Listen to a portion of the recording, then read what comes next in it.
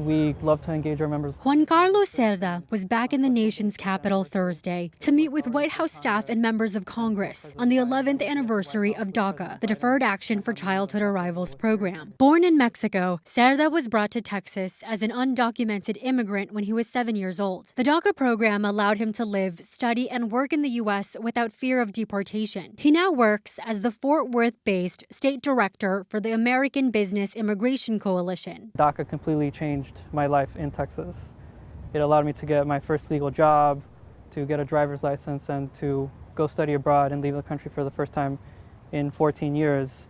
Texas has given me everything, and we just need a permanent solution. On the anniversary, a bipartisan group of lawmakers reintroduced legislation providing DACA recipients and other immigrants temporarily protected from deportation a pathway to permanent legal status. If DACA ends, Texas would lose 5,000 workers a week for 2 years.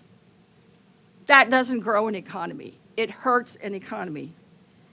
And the positions that would be lost are in critical positions like healthcare and teaching. Some Republicans, like Senator John Cornyn of Texas, have expressed sympathy for a narrow group of active DACA recipients. Here we are 10 years later. There's not been one single bill marked up here in the Judiciary Committee or moved across the floor that would provide them some stability.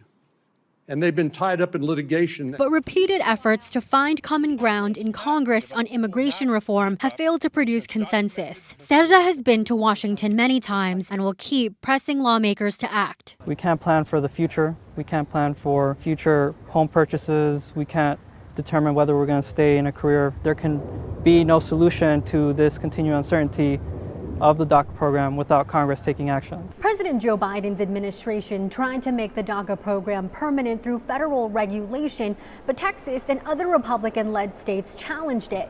A federal judge in Texas is expected to issue a decision this year on the legality of the DACA rule. In Washington, Rena Diamante, Spectrum News.